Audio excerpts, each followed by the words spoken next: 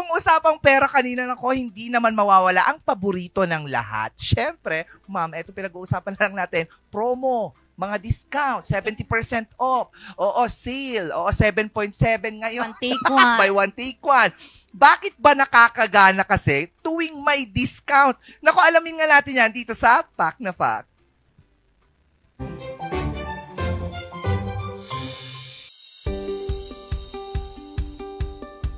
Ate at kuya, isa ka rin ba sa suki ng sales at buy one take one promo? Aba, hindi ka nag-iisa. Pero naisip mo ba saan nga ba nagsimula ang kulturang ito? Tara, samahan nyo kami sa isa naman nakakaintrigang biyahe dito. Walang makakatanggi sa tawag ng sales at buy one take one. Aba, automatic add to cart yan. Pero teka, bakit nga ba sobrang hilig natin dito? Nagsimula ito bilang isang simple at pusong diskarte ng mga tindero para mapabilis ang benta ng produkto. Dahil kung kailan kailangan, talagang mahihikayat ang mga tao na mamili kahit kapos sa pera. At syempre, dala ng pag-usbong ng retail culture sa Pilipinas, mabilis nating ito na-adapt ang konseptong ito, lalo na likas sa mga Pinoy ang pagiging practical, matalino at wise sa gastos. Tila laging normal na ang sale sa bawat sulok ng mall. Ngayon, kahit online shop, ang buy one take one ay parang only temptation. Alam mo ba, ayon sa Critical Review of Social Science Studies, may ilang psychological triggers kung bakit tayo nahuhumaling sa mga sales at buy one take one. Una, perceived value. Pakiramdam natin mas sulit kapag may free at nagkakaroon tayo ng power of freedom. Kahit hindi naman natin kailangan at dahil buy one take one yan, sulit yan kahit di mo pa ubos yung una. Pangalawa, illusion limited time offer. Isa sa mga dahilan na ito kaya napapabili agad ng mga tao dahil sa FOMO o fear of missing out. Kaya kahit hindi planado, nauudyok tayo bumili dahil parang sayang kung palalagpasin. Sa Wise Pass, ginagamit itong strategy na ito para sa mga taong gusto mag-enjoy like having a fancy drink pero budget conscious, sulit na, hindi pa masakit sa bulsa. Pangatlo, loss aversion. Ayaw natin sayangin ng pagkakataon. Kahit di planadong bumili, basta't may sale, feeling natin talo tayo kung hindi natin kinuha. Pang-apat, power of free. Isa sa dahilan kung bakit patok sa mamimili ang sales at buy one take one ay ang tinatawag na zero price effect. Isang phenomenon na ipiniliwanag ni Don Ariely, isang behavioral economist. Isa sa kanyang aklat na predictably irrational ay naglalaman ng the moment something involves free, we get overly excited and we no longer think rationally.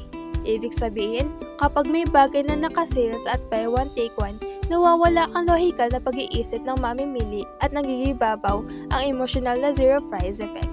Sa totoo lang, hindi produkto ang nabibili natin sa buy one take one kundi kwenta ng diskarte, saya at pag-ibig sa praktikal na pamumuhay. Kaya sa susunod na makakakita ka ng sales, tandaan mo, isa kang wise na mamimili. Real! Hindi. Kasi pag may mga discount talaga isa sa mga sinasabi ko na sa akin, kaya naiiwasan ko ang mga discount na mga ganyang mamili. Yes. Lalo na sa mga damit, mga clothes, ganyan. Pag bumili ako nito, siguradong may makakasalubong ako na ganun din yung itsura ng damit niya. Sabi ko, yun yung iniiwan. Kaya sabi ko, wag na lang ako. Ay, oo naman. Sa akin naman, talagang hindi ko maiwasan talaga na kumagat sa mga pa-buy one take one, 70% off sa mga skincare. Real? Makeups talaga. Doon talaga ako sa skincare? Baka gusto mo nang baguhin yung gusto mo kasi walang nangyayari. Wow! Hindi, pero doon kasi talaga ako na kasi sa damit naman, kahit ukay-ukay, kahit ano naman dyan, okay lang sa akin. Doon lang naman talaga. Mag-ukay-ukay ka lang skincare, yung gamit na face mask.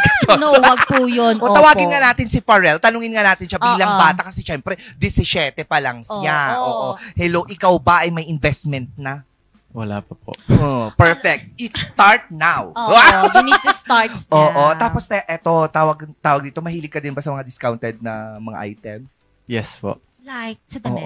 Sa ukay-ukay po. Sa ukay-ukay ka talaga. Kasi may nagdi-discount din po ang ukay-ukay.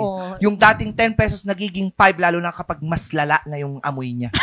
Hindi. Minsan ang nanay talaga, magaling Magaling mag-discount. yan. Yung Oo. 50, ginagawa nilang 15. Kaya Oo. minsan pinapaalis sila. Narinig mo yung usapan kanina tungkol sa pera. Mm. Na-inspire ka bang ipunin lahat ng binibigay na allowance sa'yo tapos humingi ka na lang ng ibang panggastos? Nagulan din ako doon. Oo. Yes po, na-inspire po ako na magtabi man lang kahit onte. Kahit kaunti. Totoo. O dahil naniniwala tayo na kapag nagtatabi ka, ibig sabihin nun may naiiwan. Sabi nga nila, kapag may sinuksok ka, may bulsa. mahuhugot. Ay, kala ko may mahuhugot. Ito naman. Yes, ganun siya. Mm-mm. Nagsusuksok ka ba? Sa bulsa po. O bakit sa iba meron ba? Anong sinusuksok mo? Wrapper po ng candy. Hindi. Ayan, maraming salamat. Ako, Miss